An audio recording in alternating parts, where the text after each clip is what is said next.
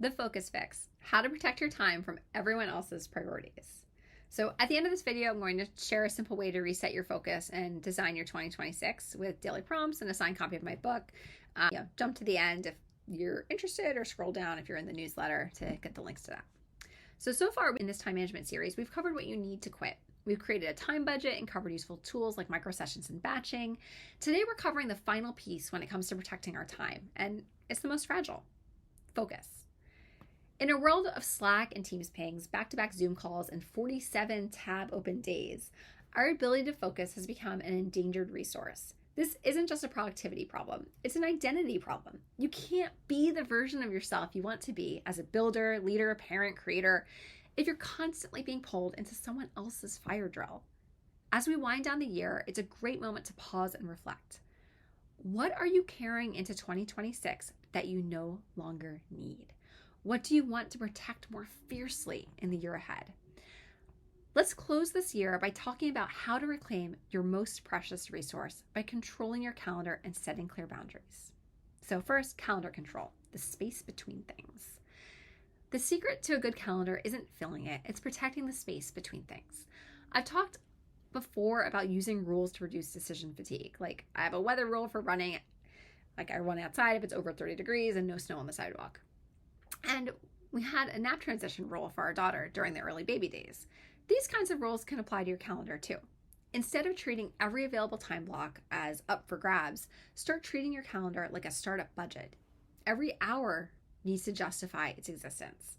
Some rules and strategies you might want to try: blocking creative or deep work like a meeting. Don't let meetings eat up the time to do the work. Give your future self breathing room with no back-to-backs.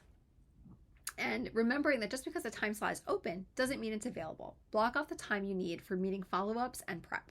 And just for funsies, no meeting Fridays. Try those out. Your calendar should reflect your priorities, not your availability. Boundaries aren't rigid, they're strategic. Setting boundaries doesn't make you difficult, it makes you effective. In Designing Success, I write about how I learned to defend time for the other parts of my identity. Being a student, runner, mom, wife, friend. You don't get to keep those roles if you don't protect the time they require. Especially for overachievers, it can feel unnatural to say no, or to log off at a reasonable hour. But boundaries don't just protect your time, they protect your energy and focus, and your focus is what powers your work. With that said, it can be especially hard to say no to your boss, or boss's boss, or even family. So depending on the power dynamic, you can set boundaries through asking for what you need. Many times, someone isn't encroaching on a boundary. They just don't know it exists.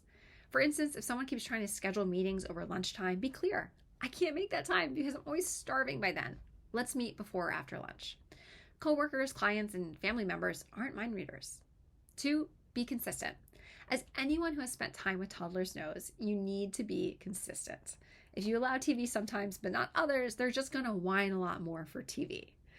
Inconsistency is just as hard for adults.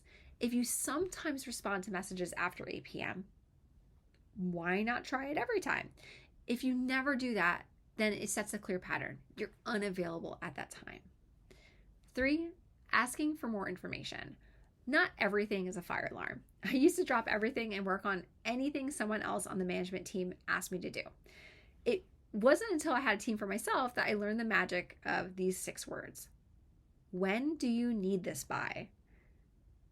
4th, clarifying priorities.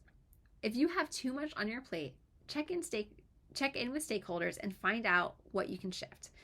Nir Eyal, author of Hooked and Indistractable, shared, you don't tell your boss no. You ask your boss to help you prioritize.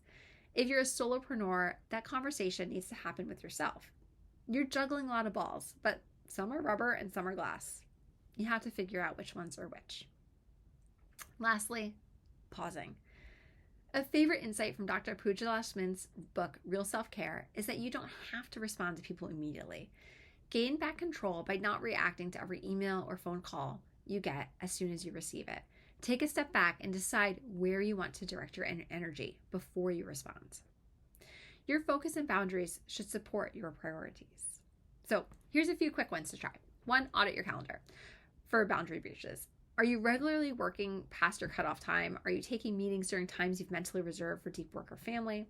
2, set and name one new boundary this week. It can be as simple as no meetings during lunch, no Slack after 6 p.m., or no emails before coffee. Saying it out loud, even just to yourself, makes it real. 3, practice the pause. Before saying yes to a new task or meeting, buy yourself time with, let me check my schedule and get back to you. You can still say yes, just intentionally. 4, use the magic question. When a request comes in, ask, when do you need this by? You'll be surprised how often the real deadline is days or weeks away. And 5, reinforce your consistency. If you've already set a boundary like no responding to messages after 8 p.m., don't make exceptions this week. Consistency teaches others how to treat your time and reminds you it's worth protecting.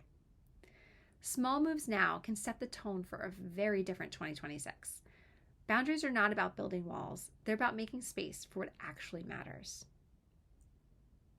So looking ahead, what are you designing for 2026?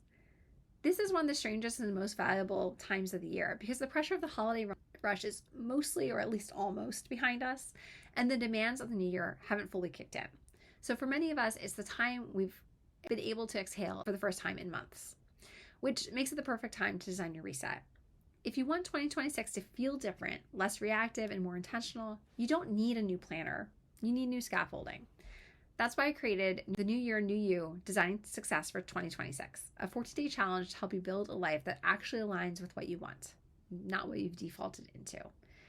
So what you'll get, 14 days of step-by-step action plans delivered right to your inbox, daily 15-minute prompts that help you make space, set goals, and build momentum in just 15 minutes per day.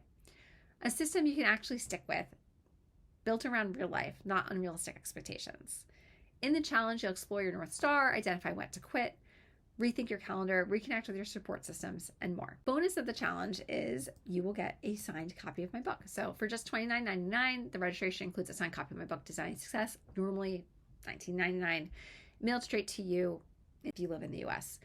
It's my way of saying thank you and giving you something to hold on to while you work through the challenge. But also, when you've got a little skin in the game, you show up, and showing up daily is what makes this work. I hope that you'll consider joining it, and we can start 2026 off strong together.